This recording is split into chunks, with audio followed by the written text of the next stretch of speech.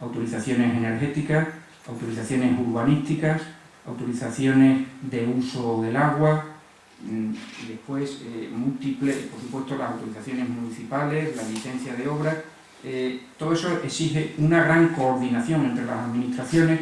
Yo creo que otra de las características que ha hecho que Extremadura esté por delante incluso de Andalucía, que tiene en alguna parte de Andalucía las mismas características que tiene Extremadura, el que estemos Extremadura siendo mucho más pequeña que Andalucía por delante, yo creo que otro factor diferencial ha sido la gran coordinación entre administraciones públicas que ha habido en Extremadura.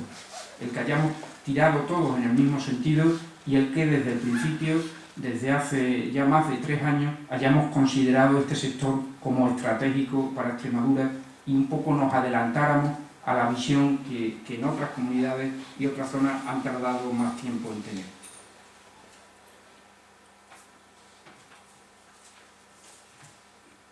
No sé, yo creo que ya he cumplido aproximadamente, o no quiero excederme en el tiempo. Vuelvo a repetir, porque estoy convencido de ello, creo que es una oportunidad, como pocas veces ha tenido Extremadura, que la estamos aprovechando bien, entre todos, con unidad de criterio, diría yo. Hay que recordar que cuando en la Asamblea de Extremadura se ha debatido el Pacto Social y Político de Reformas para Extremadura, se ha considerado este sector específicamente como estratégico, y ese pacto que llegaba ya con el acuerdo de los sindicatos de la Confederación Regional de Empresarios de Extremadura recibió en la Asamblea el apoyo unánime de los grupos parlamentarios, del Grupo Popular y del Grupo Socialista. Por tanto, creo que estamos en un magnífico camino para ser capaces de cada vez más empresas extremeñas se incorporen como promotoras a una planta termosolar. Es difícil tener la capacidad financiera para invertir 300 millones de euros, pero sí para que se incorporen como socios, para que se incorporen como constructores, para que se incorporen como industriales que fabrican componentes. Y yo creo que este es un signo más de, como dice muchas veces el presidente de la Junta de Extremadura, que estamos viviendo no una época de cambio, sino un cambio de época hacia un nuevo modelo económico. Muchas gracias.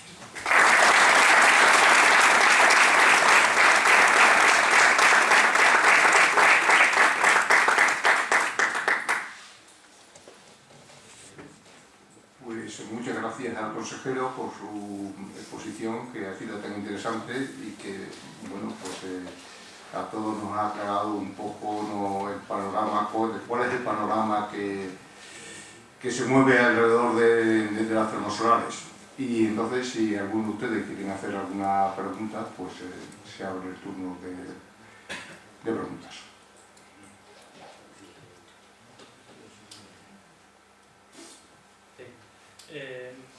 ¿Se toma algún tipo de precaución en cuanto hemos hablado que una termosolar son aproximadamente 200 hectáreas, ¿no?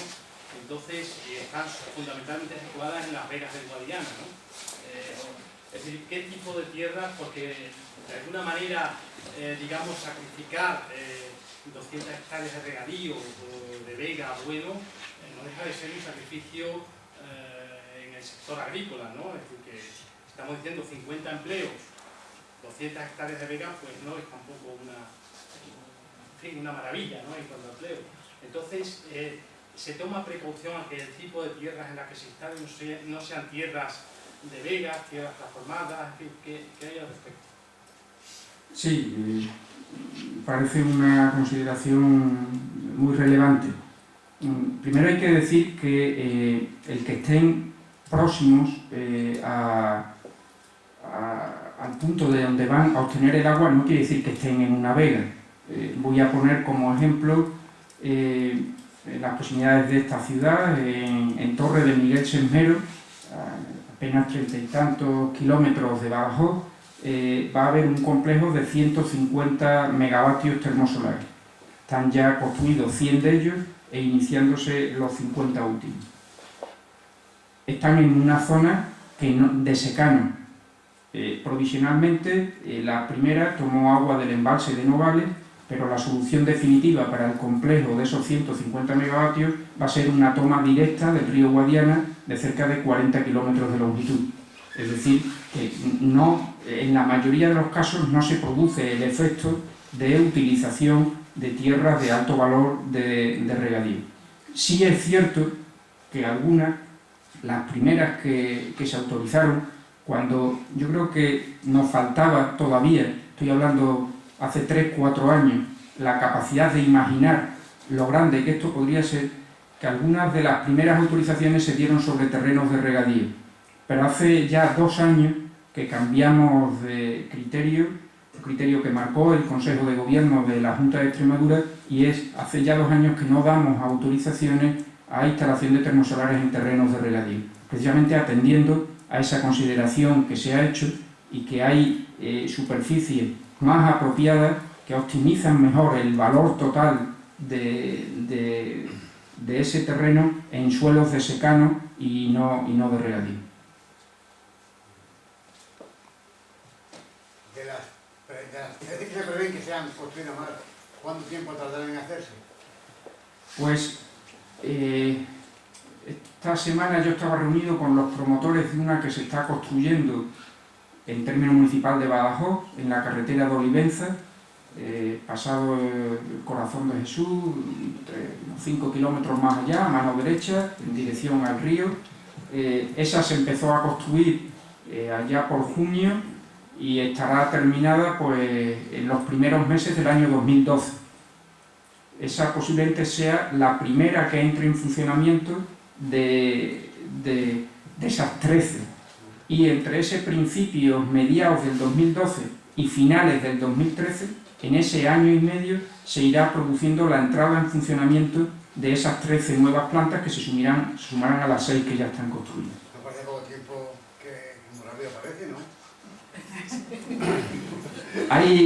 Hay un límite legal, y es que las autorizaciones, decía al principio de mi intervención, que este es un régimen especial de producción de energía eléctrica en el que no se paga el precio del mercado, sino que se paga un incentivo por la energía producida en estas plantas, y los requisitos para obtener ese incentivo, que el derecho a cobrarlo ya lo tienen esas 19 plantas, para obtenerlo y después para cumplirlo es muy exigente. Se da un plazo de 3 años para construir, y ese plazo de 3 años finaliza el 31 de diciembre del 2013. Por eso hay un imperativo legal. Como estamos hablando de distintos promotores, no estamos hablando de que sea una sola empresa la que tenga que invertir esos 13, estamos hablando de varios miles de millones de euros, son distintas empresas, tienen capacidad financiera para estar construyendo simultáneamente y por distintas empresas constructoras y conseguir llegar todas al objetivo final ese de estar funcionando a final del 2013. Primero, felicidades por la brillantísima conferencia pedagógica, y para mí ha sido muy clarificadora y además muy ilusionante. 2 cosas quería preguntar. Una, en relación a la central nuclear de Almaraz. Dentro del mix futuro energético, ¿cabe alguna posibilidad de poner en marcha un nuevo reactor? Porque alguna vez se ha dicho que enseguida desde las esferas políticas se ha negado, pero esa posibilidad cabe y puede ser útil. Y después, hace 2 años, hace 2 años o quizás 4, se aprobó la creación en Badajoz del Centro Ibérico de Energía Renovable y Eficiencia Energética. Se nombró hasta un director general y se habló de 200 técnicos, y prácticamente está parado eso, sigue adelante. Sería muy importante para esa importancia de la región dentro del know-how energético, la existencia de ese centro, ¿no? Contesto a las 2 preguntas. Empiezo por lo último. Se denomina el CIERE, el Centro de Investigación de Energías Renovables y Eficiencia Energética, un centro de investigación hispano-portugués. Lleva retrasos con respecto a las previsiones iniciales. Todo un centro internacional tiene unas complejidades especiales. Aquí se ha acumulado, en primer lugar, las elecciones portuguesas. Desde varios meses antes de las elecciones portuguesas, Portugal dejó de acudir a tipo de reuniones preparatorias de estas cosas. fueron las elecciones portuguesas, inmediatamente vino el semestre de la presidencia europea, el primer semestre de este año, donde no se celebró la que correspondía por la planificación, la cumbre hispano-portuguesa, que se ha retrasado a este mes de diciembre, que se va a celebrar, creo que en la ciudad de Elvas. No recuerdo del día exacto, pero la cumbre hispano-portuguesa va a ser en Elvas, y estamos intentando, al final, sabe que es una cumbre que se celebra entre los gobiernos de España y Portugal, en el que la comunidad autónoma asistimos como invitados. Estamos peleando con todas nuestras fuerzas para que se incluya en la agenda, porque todavía hay pasos jurídicos que resolver. Es decir, hay que constituir formalmente la entidad titular, porque hasta ahora lo que existe es el acuerdo de crearlo, pero no existe la entidad jurídica que va a ser titular, y lo que esperamos, y no se puede dar ningún paso mientras no esté constituida, y confiamos que en la cumbre de Elvas pueda por lo menos cerrarse eso y que eso ya permita ponerse a caminar. Pero hay un retraso claro. En cuanto a la energía nuclear, yo pienso que el debate sobre nuevas centrales nucleares en España, no estoy hablando de China, no estoy hablando de otros países emergentes, es un debate teórico. Yo no conozco, y estoy en contacto con los grandes grupos energéticos españoles, ninguno que tenga en mente, ni a corto, ni a medio, ni a largo plazo, ni remotamente la idea de construir una central nuclear nueva en España. Insisto, es un debate más académico que otra cosa. Por el contrario, sí que, en mi opinión, es un debate ya con los pies en el suelo, el de la vida que tendrán las centrales que están hoy funcionando. Ese yo creo que sí. Y hablando de esa palabreja que utilizamos, ese mix, o esa combinación de fuentes de energía eléctrica, parece que ya está cerrado, sin ningún género de duda, que para el 2020 y principios de la década de los 20 vamos a seguir contando en España con una contribución significativa de la energía nuclear. Si para el 2020 hay un crecimiento significativo de la demanda, que lo habrá en cuanto empecemos a recuperar los consumos, la senda de crecimiento anteriores a la crisis, lo que va a disminuir es el porcentaje en el que la nuclear va a contribuir a la demanda total, porque la demanda crecerá y la potencia nuclear permanece fija. Estamos ahora aproximadamente en el 19% y puede bajar a algún punto hasta el principio de la década de los 20. Pero yo creo que ahora el debate, que ya sí que creo que sería oportuno, es el del más allá todavía. En la energía hay que hablar a plazos más largos. Ya se puede hablar de 2030, se puede hablar de 2040.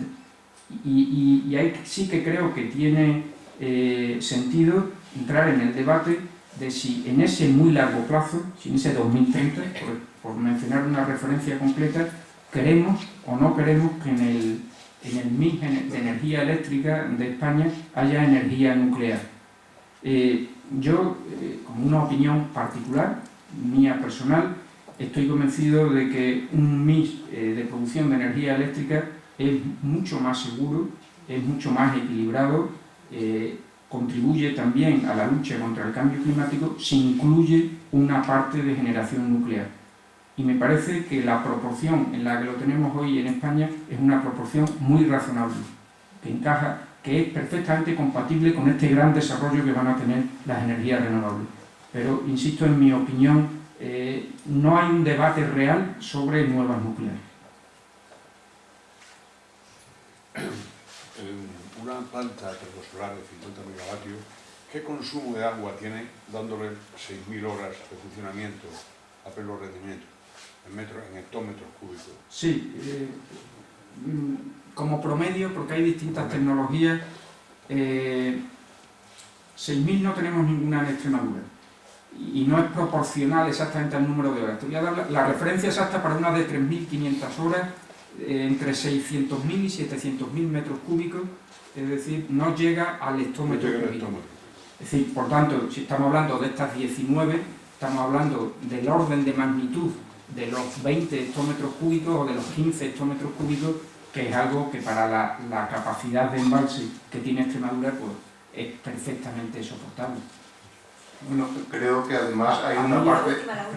No, iba a apuntar que creo que además de esos 800.000, 700.000 metros cúbicos hay una parte que retorna después, o sea que no se consume, hay un porcentaje que vuelve otra vez.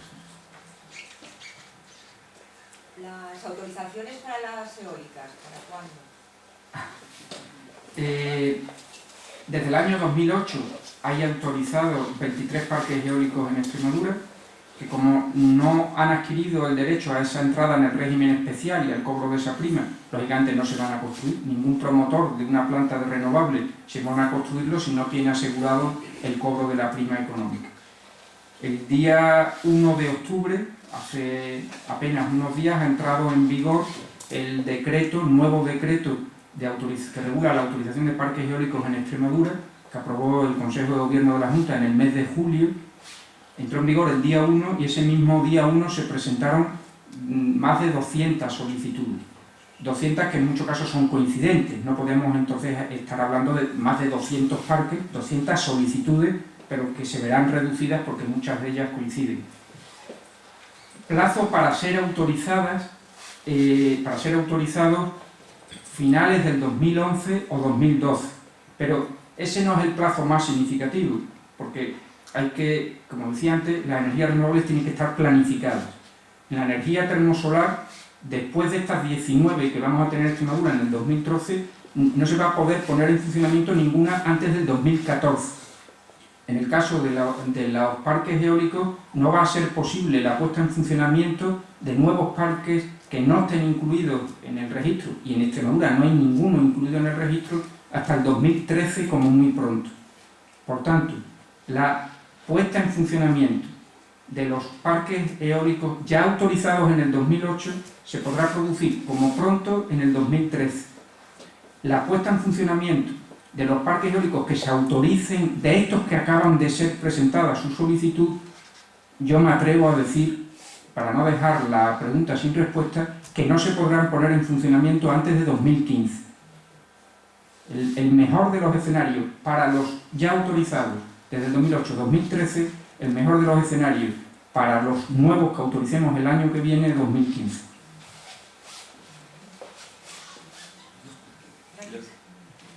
Bueno, Dado lo avanzado de la hora, pues se formule la pregunta y que será la última. Yo quería preguntarle, usted antes ha hablado que las plantas termosolares con acumulación, las sales fundidas hay que mantenerlas a una temperatura constante de unos 200 y pico grados. Yo quería preguntarle si a las centrales termosolares se les permite la utilización de alguna fuente convencional para poder mantener esa temperatura en esas sales fundidas en épocas en las que, por ejemplo, pues haya mucha falta de horas de sol, por ejemplo en invierno aquí en Extremadura por días nublados.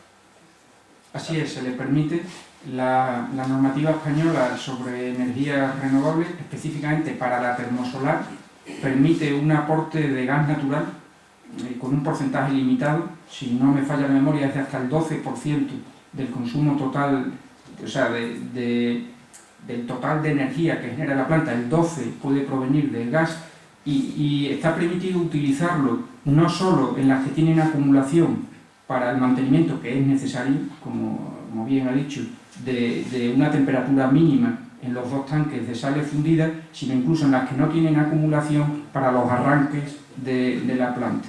Existe esa posibilidad de aportación y se está utilizando siempre el gas natural, cuando hay gasoductos con conexión a gasoductos y si no con plantas de gas natural licuado. Muy bien, pues se da por finalizada la intervención y le volvemos a agradecer al consejero su presencia en el teatro. Muchas gracias.